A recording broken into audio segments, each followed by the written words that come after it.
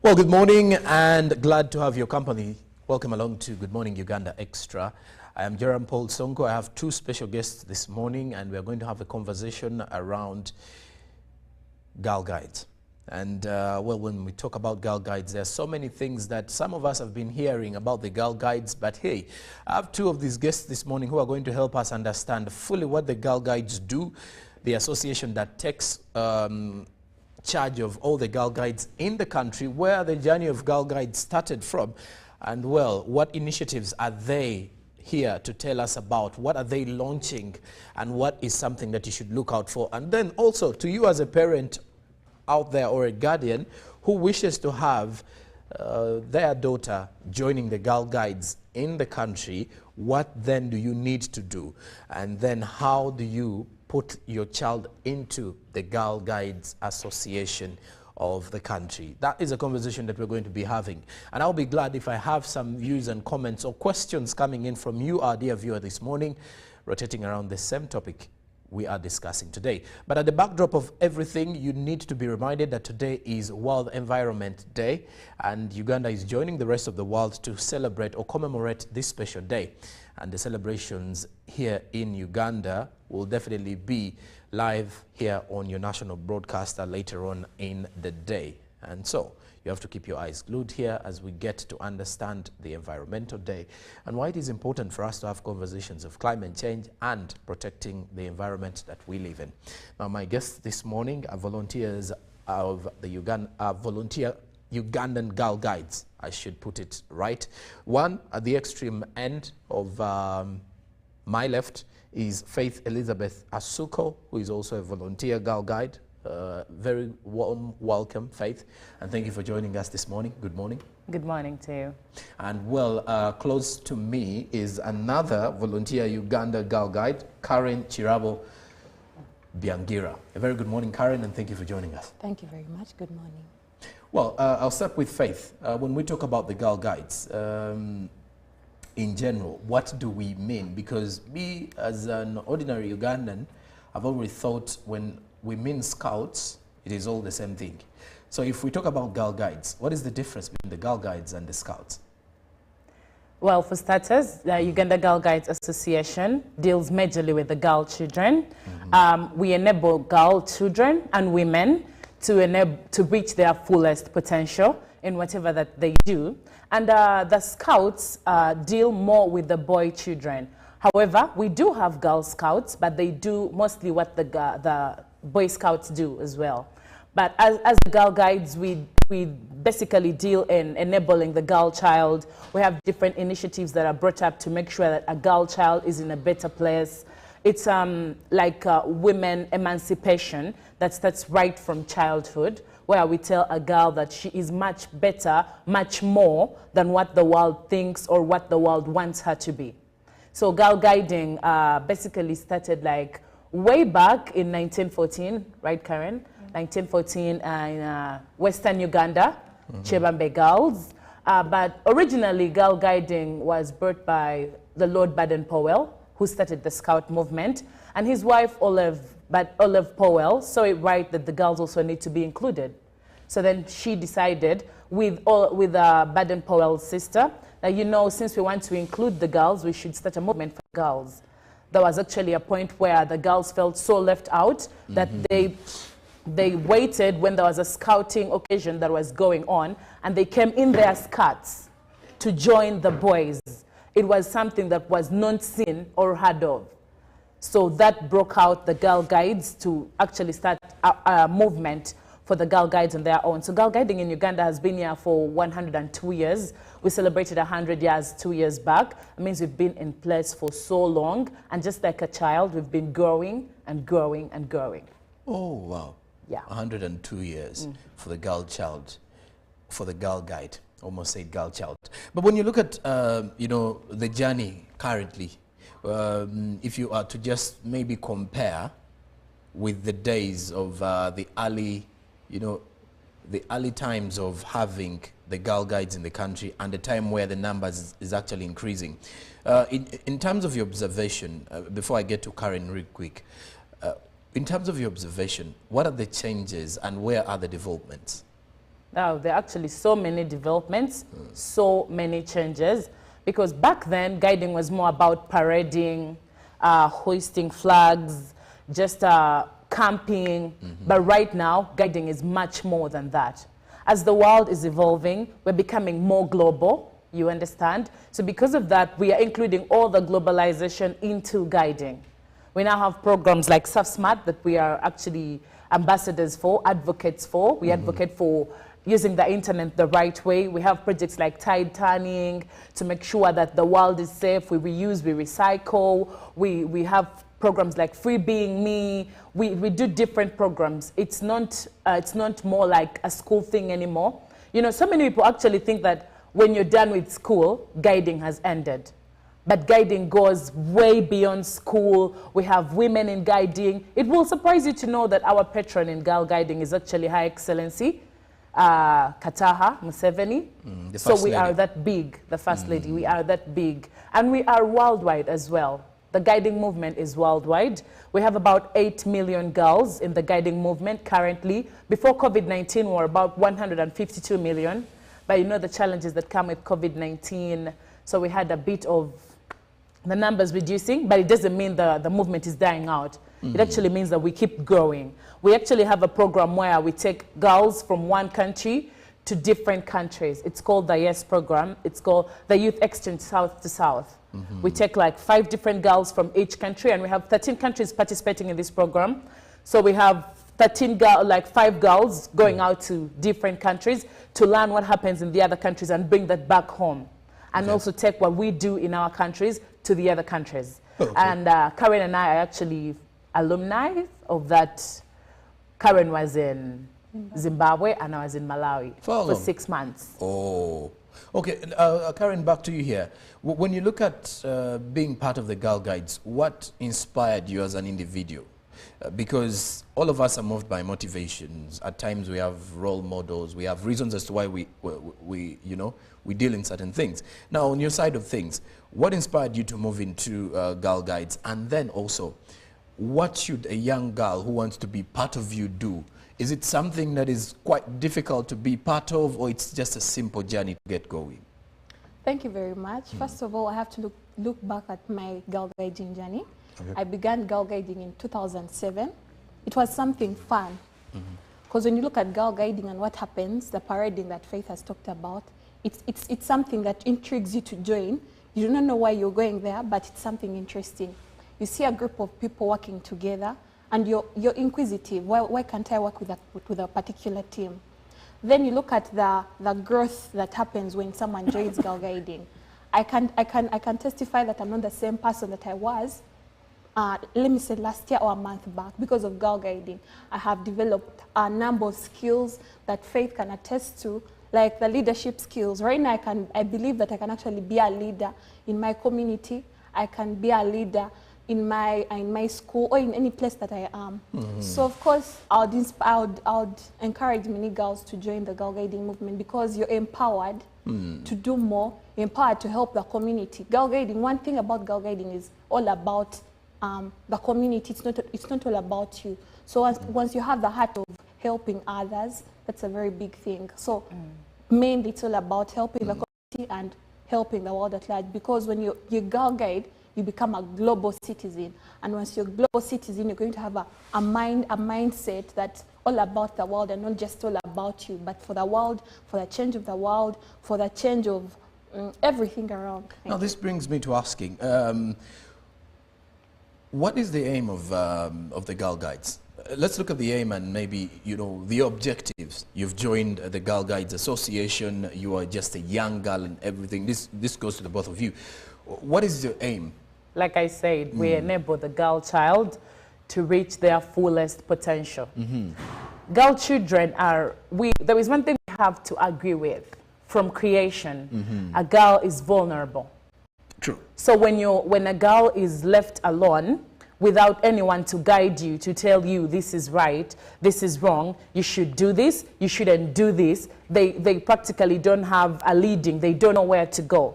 So what guiding does is to help you understand, look, you are growing, we need you to be a woman who's going to be one that is going to build the nation. You know what they say, you educate one woman and you've educated a nation. So in guiding, we basically want to make the girl child a better person. Each and every day there's a better version of the girl child.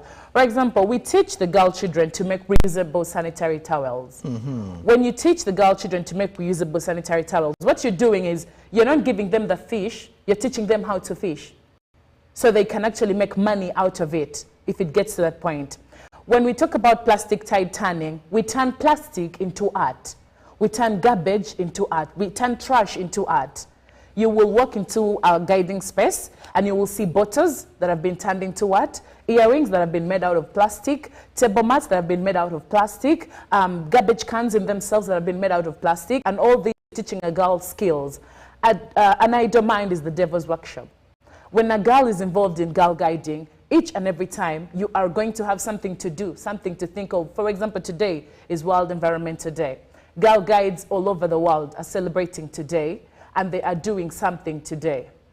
We're cleaning the environment, we are picking up plastic, we are telling the world that if we do not take care of the earth, we have nowhere to live tomorrow. So guiding practically gives the girl a platform to be a better woman, to speak up, to speak out, to fight for what is right, to know what is right, and to go for everything you believe you can do. It gives you confidence, it builds you. Okay, let's also look at the calendar of activities that you have as the Girl Guides Association. And in the calendar of activities, I need to know, on an annual basis, what are some of the things that you normally look at? I know every year comes with a different kind of theme or setting, but I want to believe there are always certain things that you do every other year, the same kind of things, the initiatives and the programs. What are those that the Girl Guides Association does? So we have, let me first begin with February. Okay. We have 22nd February, where we celebrate our founder, Baden Paul, and his wife. They were both born on 22nd February. So that's the World Thinking Day. That joins all Girl Guides and Girl Scouts around the world to celebrate him, to commemorate him. And then we always have different themes. We either have peace, we either have governance, we either have, so it's all about that. Then we have March, where we celebrate the World International Women's Day, where we celebrate women, we empower women, we motivate women, we inspire and encourage them to keep being themselves and to keep growing. Then we have the Red Pride, where we celebrate MHM, the Menstrual Hygiene Day. We encourage other girls to speak up. We speak about period poverty. Yeah. We also engage with decision makers like the government to cut down the costs of sanitary towels, because there's so many girls out there who are actually suffering because of the prices of the sanitary towels. Then we have the World Environment Day, like today, where we celebrate, where we talk about and encourage people to keep the environment clean. Then we also have the Girl Child Day, where we talk about the girl child. It's girl guiding is not just about the old women. No, we speak about the girl child and encourage them. We empower them just straight from down there, that you can actually be a big person. You can be like the Kadaga, you can be like the minister. Then we also have the day against, gender-based violence, where we speak about violence against women. We wouldn't want to encourage the girls that, hey, you can be out there without them knowing what actually happens when they're out there. So we talk about that. We have Green Tech them. Months, yes, where we talk about how you can actually not have a garden and still have a garden. Yes. Okay. You can not have a place to dig around your home, but you can still have a garden in a sack. You can still have a garden in a plastic bottle. So we help you understand that you don't need to own pieces of land for you to plant a few vegetables around your home. Okay. And we also have programs that run like Surf Smart in itself, using the internet the right way, Free Being Me, teaching the girl child to love who you are, how you are, to be confident about yourself, the plastic tide turning we talked about. We have programs like the menstrual hygiene she talked about. And we also work with so many other people. True. For example, we work with the World Association of the Girl Guides and the Girl Scouts, well known as WAGs, our mother body. Oh. We work with so many people to ensure that the girl child is in a better place today. You know, I also want to understand, when it comes to issues dealing with recruitment or having new entrance within the Girl Guides Association. What happens? When I remember my days in school, back in primary, what usually happened was we had a patriotic sort of club. And in this patriotic club, that is when people were asked who wants to be a scout, who wants to be a Girl Guide. I don't know how it is currently. Do we have the association moving in schools, or the schools have already created their mini clubs of the Girl Guides and Scouts? So we begin with, first of all, interesting you.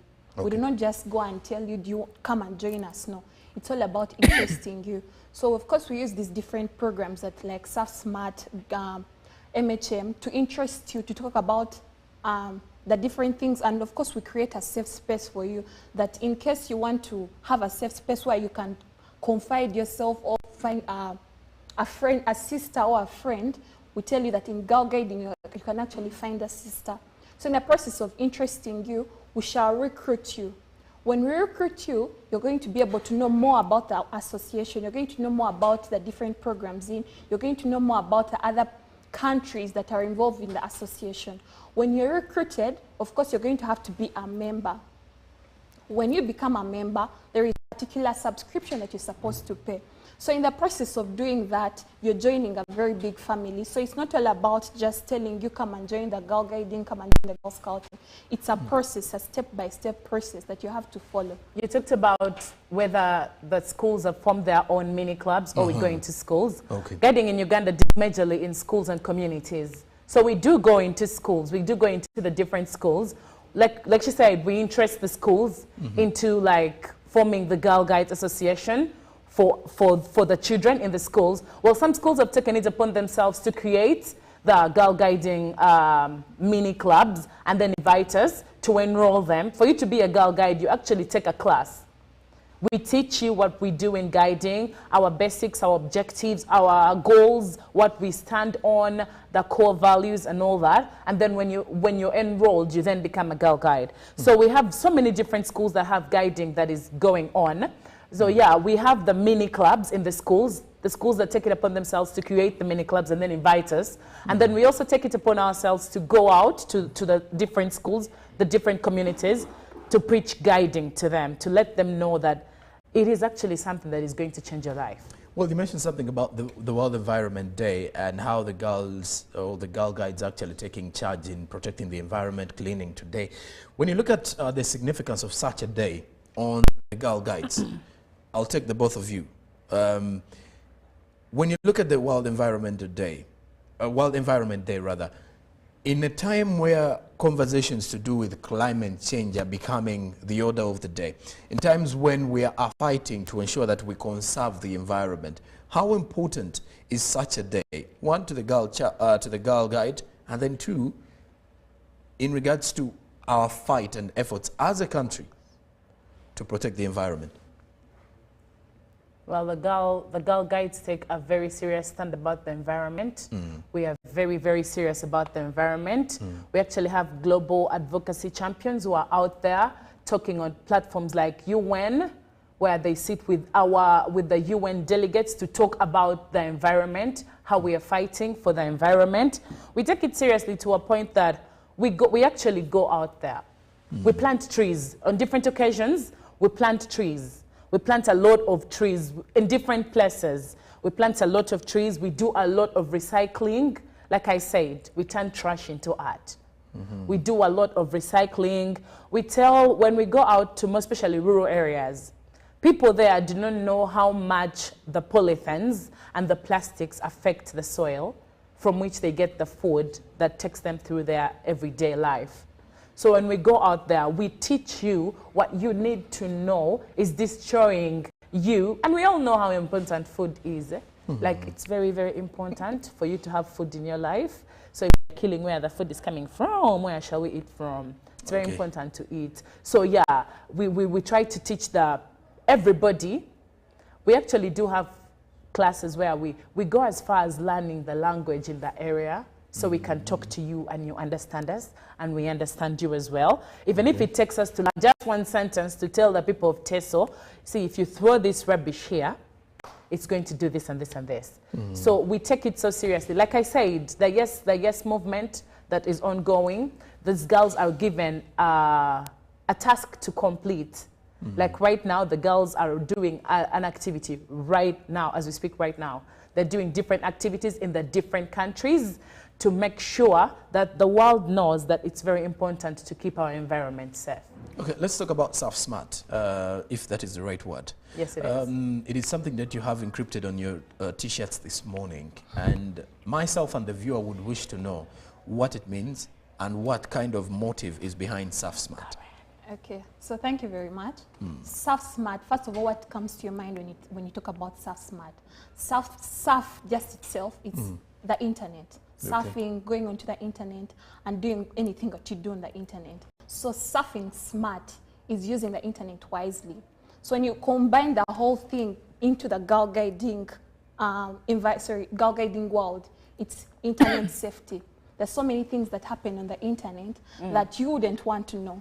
There's so many girls out there, girls and young women who are being affected by the different, by the vices or the different mindsets of people, because we don't all have the same mindsets. But because someone has a different mindset, they would prefer to either bully someone, harass someone, and all those things. So that's why we, as the World Association of Girl Guides and Girl Scouts, we come out to speak about this, to empower people, to talk about it, to, hey, you have to use the internet safely.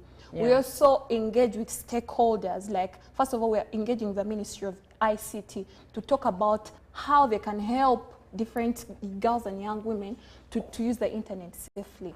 Now, so that's basically I would like to say that SafeSmart became SafeSmart after COVID.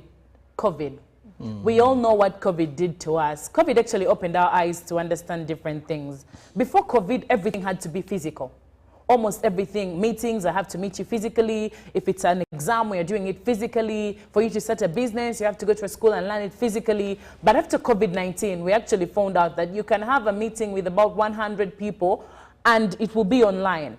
Children can actually study online. You can learn how to make a business online. You can learn how to do simple things online. Everything right now is online, to a point that I can be in Uganda and I'll be in New York at the same time. True. And it's everywhere. Like, it's giving people platforms. It's giving people the voice to speak, to do whatever they want. Now we come in to say, we have given you a platform. You now hold a certain power because of the internet. What are you doing with that power? So the internet has the power to build you, but it also has the power to break you. Okay. And when it breaks you, it will break you. When we talk about SafeSmart, we talk about something that we call the footprint. Everything you put on the internet stays forever. Even if you deleted it, even if you posted it right now and you deleted it, someone has already taken a screenshot. And the thing about Uganda is we have that slang, that thing that we say, something you posted in 2020, I'll bring it back, repost it, and then I say in quotes, you put it out. So people do not actually, when you put something on the internet, it's forever. Internet is a forever business. You wake up, you post your video shaking your bums on the internet, it's forever. Tomorrow when you're going to an interview room, boss will be, and then one of the people on the will be like, this is the girl who shakes her bums. Will she be able to... Like, with your work, like, are we not sure you're going to be in the toilet the entire time looking for angles and things like that? So at the end of the day, we have to teach the girls how to use the internet the right way. So like she said, the World Association of the Girl Guides and the Girl Scouts thought it right that now that the girls yield a certain power, they should know how to use it. So we are teaching girls that sexual harassment could actually happen to you on the internet, but when it happens, what do you do? Do you keep quiet and let it continue happening, or do you speak out?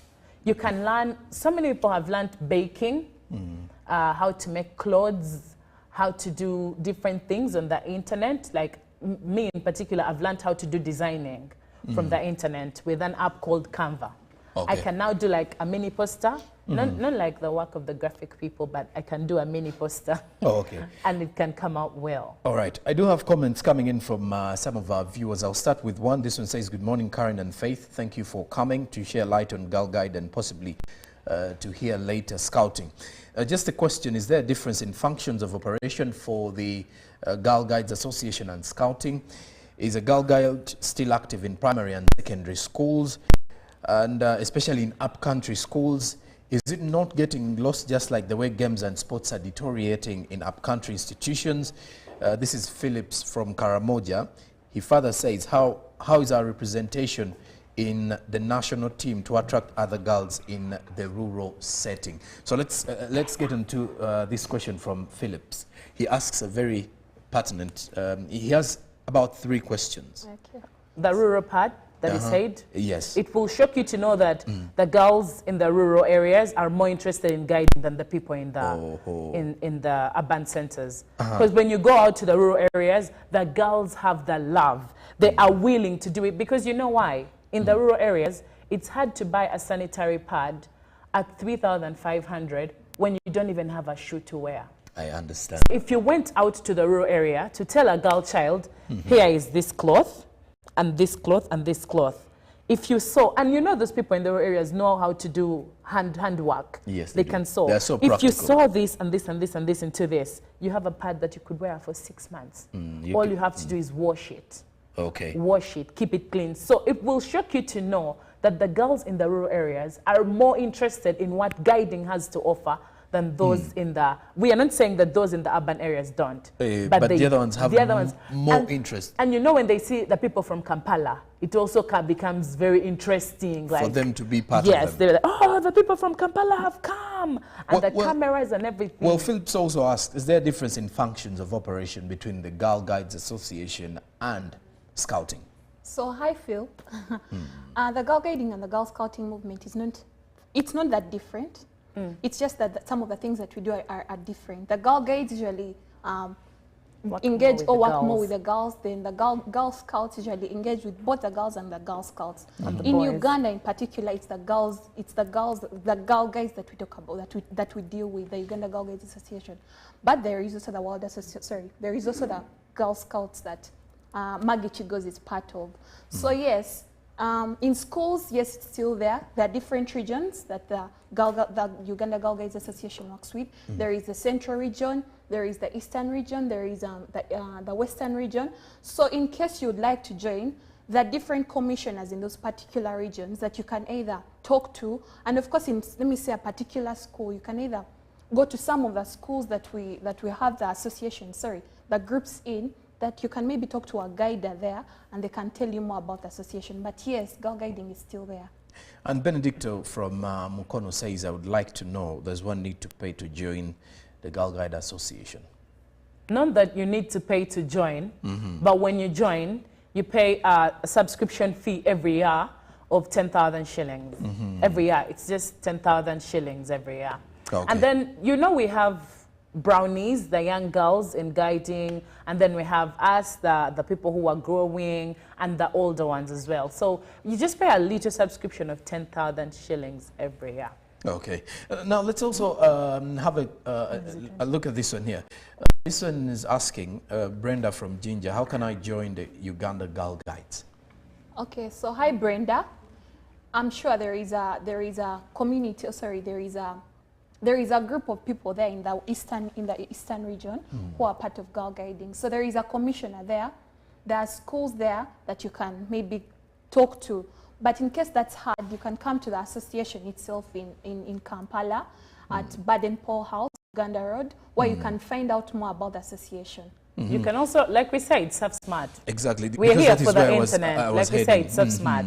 You can also reach out to us on our different platforms in guiding. We're on Facebook, we're on X, former Twitter, we are on WhatsApp, we are on Instagram. You just type in Uganda Girl Guides. And also we have, like we talked about the Yes platforms already, we have the Yes movement as well. You just type in the Uganda Girl Guides Association or the Yes Girls Movement, Uganda. Okay. There are so many. When you type in Yes Girls, I want to let you know that you will find so many because we are in many countries. So, but then you add the Uganda part and then you have us. You talk to us and we let you know where to find us, or we actually come to you. And well, to you, my viewer this morning, please do not call. Send in a WhatsApp or an SMS. I'll definitely be delivering your message or your question to the two guests this morning as we are beating up with the time to come to the end or closure of our conversation. Now, in one of our last submissions, the both of you. I need to know, if you are to advise a young girl out there who is highly interested in joining the Girl Guides, what would you tell them? When I joined Girl Guides, I was confident, but not as confident as I am today. Okay. So if you join guiding, you would be able to speak up for yourself. And in the world that we live in today, it's very important to have a voice. It's very, very important to have a voice. Because if you do not have a voice, you're going to have a lot of things happening to you, and you'll have to deal with them in silence when you're actually not the only person going through them. If you spoke out, you would actually find out that, oh, even this person went through that, even so-and-so went through that. If you join guiding, you would have something to do with your free time. For example, this year we are having a camp in Kenya, a very interesting camp. It's an international camp. In Kenya, we have Tanzanians coming through. We have Ugandans coming through. People from different countries, the different guiding countries, are coming through. You can imagine how much you're going to learn and the sister you're going to gain. And in guiding, we have so many sisters from different countries. So if you went for this camp, you would now have a contact in Tanzania that you can call when you know you want like connections in Tanzania. You can be like, I'm in Tanzania, where can I get good meat? Where can I get like good men or something like that? Karen, your advice to... So yes, girl guiding is really important. Through girl guiding, I've been able to get my niche, and that's communications. Yes, so I learned business computing. And in guiding, you learn good English, like yes. me. So I did the business computing, but I didn't. It's like a big wide thing that you do not know what should I do. But then through girl guiding, I was able to drop down to communications, and through communications, I've learned the different versions of communications. I've been part of the communications team in my home association. When I go outside Uganda, I'm able to be part of the communications team. So through girl guiding, you're able to find yourself. You find your place in this world. Without finding yourself, you're not able to fit in. So you're able to find yourself, and of course, I've been able to learn good English, just as like Faith has said. Yes, so girl guiding helps you find your place. It helps you connect with people who are like you. It helps you connect with things that would help you grow as a person. All right, and to you, dear viewer, from wherever you're catching us from this very morning, I'll just go through the last two comments. This one says, hi, I'm John from Tinda. I just wanted to say, well done, ladies. Thank you, John. Then lastly, hello, fellow ladies. This is Brenda Fassi in Malaba. Brenda Fassi. Saying she's requesting you to extend girl guiding to our town, please. Thank you for the great work. Is there a presence of the girl guides in Tororo? Yes, there is. There is. Because Brenda wants to know details about it. We're coming. Yes. Okay. We're already there, but we are coming more. Yeah. Now that she's talked about it, we go where we are wanted. Okay. We are bringing the energy there. All right. And there you have it in regards to our topic of discussion this morning. My two guests have been coming from the Girl Guides Association, and I should say they are volunteer Ugandan Girl Guides. From the extreme left of my side, Faith Elizabeth Asuko, a very pleasant kind of presentation you've had this morning, Faith. Thank you very much. And then also close to me has been Karen Chirabo Biangira. Thank you very much, Karen, and thank you for your submissions this morning. Quite educative and impactful to my dear viewer. And to you, dear viewer, thank you very much for those of you who have sent in your questions, and of course those of you who wanted to know a thing or two about Girl Guides and maybe scouting in the country. For those who have been part of the show from the time we kick-started off at 6:30 a.m. with the entire team. Till tomorrow, have yourselves all the best for the day, a good morning and a blessed day.